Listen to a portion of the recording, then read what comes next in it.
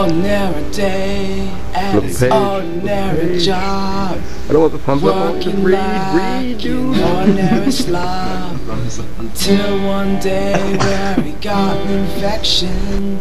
About 9:35. Don't probably see his other faces while he's doing this. Went to the doctor. Like the coke one and you have his sad face turning through the whole time. It looks like you got box forehead. Okay.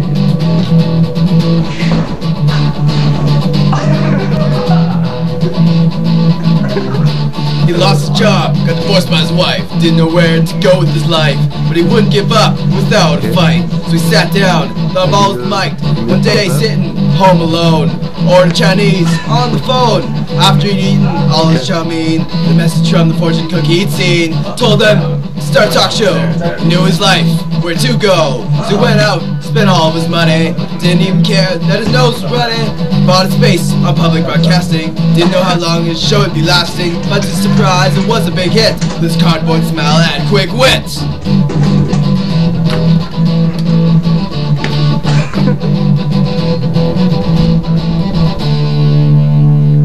So now you're watching the Box Letterman Show. Hey. Hey, you're under arrest. Okay, put your box against the wall. There we go. There's my key. Way we go. I love it.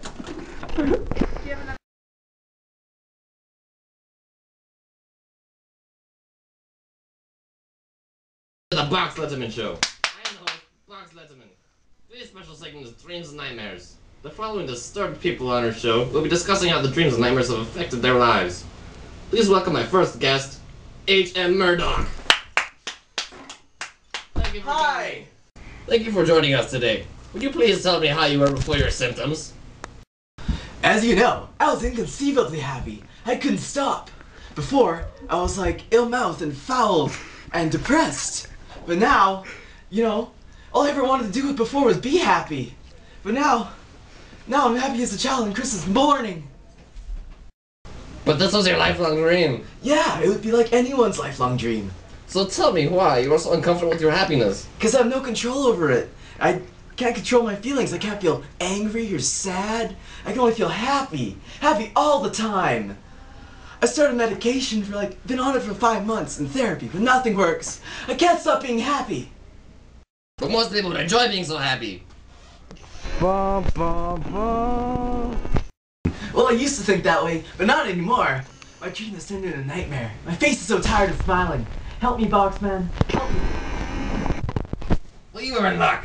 We even will do an entire semester of an English class with Mrs. Olsen. What? Why? Because, what's more depressing than that? Oh, thank you, Boxman. Thank you. Well, thank you for joining us. No, thank you. Well, our next guest is from New York, and he's rather depressed. You see, his son died in the war. But he'll tell us what his dreams and his nightmares are, just as anybody else will. I'd like to welcome my next guest, Irving Washington. Nice to meet you, sir. Nice to meet you. Glad to be here. But anyways, tell us your story. What story, eh? Well, I guess by the time I was about 23, I started my own business. I started a paper bag factory. I then got married to a lovely woman and had a son who I hoped would one day take over the business. How did that go? Well, unfortunately, something awful happened and it just didn't turn out as I'd hoped. Oh no, please explain. Well, I was trying to train him to be, take over the business and stuff, up until his 18th birthday. And on his 18th birthday, he received a letter which he was called out to that war in Europe there. Unfortunately, he never returned. Your son was killed? Yeah, after as I continued to expand my paper bag production factory. They're extremely handy little tools. They're inexpensive and make great containers. They're also delicious, nutritious, full of vitamins A through C, protein, and fiber. And they make a nice light snack. Now that is baggy. I know what your problem is. You're afraid to face your son's debt, and you avoid it by putting more and more money into your company. That's a stupid idea. It's all true. I'm sorry. So how does this make you feel? It makes me feel horrible. It's been like this my entire life. I've always tried to do, whenever I try to do something, life always keeps pushing me down. I have to keep pushing back. I started my business and then nobody bought paper bags. I almost went broke like 4 times. I had my son, he's gonna take over my business after it started doing good, and then he's gotta go to war and die. How am I supposed to come back now? I feel like I'm buried under mounds and mounds of mountains. I don't know what to do anymore. There. It's alright. It's alright. Cute. Get the hell out. There you have it, folks. Another maniac who eats paper bags. Another one from the loony bin. Thanks for coming, Mr. Washington. Thanks for having me. Now we have a surprise guest. We found him no more than 2 hours ago. Please welcome our surprise guest. It's me, Benito! Excellent. Now tell me where you live. In a poor neighborhood in Windsor, Ontario. My mother and father work in a factory, and my uncle owns a pizzeria. Now tell me about your dreams. Well, let's see. I guess it's not just my dream, but the whole family's. See, all we wanted to do is live in America. As my father once said, son, we're going to live in America. Maybe not today, maybe not tomorrow, but one day. Later that day, we followed my Uncle Bud to Canada. Well, why to Canada? What else to America? You see, we were very poor, so we had to move to Canada, work and earn some money, then go to America. But we never got there. My Uncle Bud stopped and settled in Windsor, Ontario. We were all very heartbroken, because we could see our destination across the river. Interesting. Well, you're a 6-year-old with a mustache. How is this possible? I don't know. Genetics! I see. Well, anyway, it was this was your dream to come to America, correct? Yes. Yeah, but how has it turned to a nightmare since then?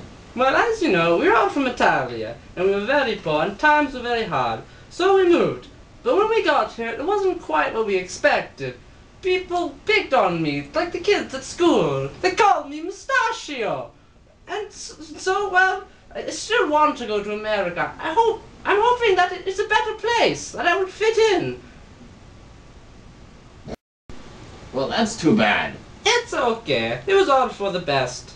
If we'd have gone there, we'd have been caught in the riots. Well, that turned out great. Well, Benito, before you go, we have a surprise for you. Mamma mia, a surprise?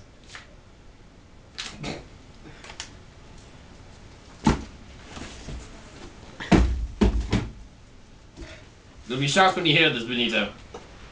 But your real father is Irving Washington.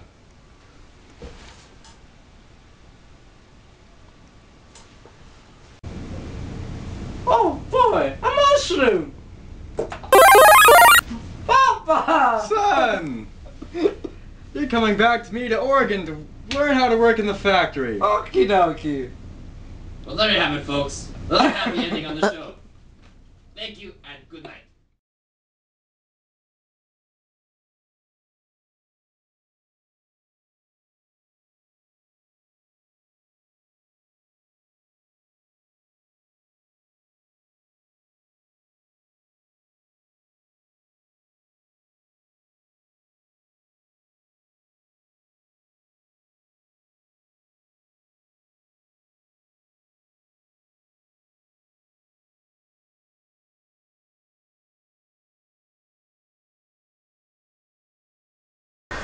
There you have it, folks. Another maniac who eats paper bags. Well, thanks for having me. We'll see you later. Well, I guess that turned out great.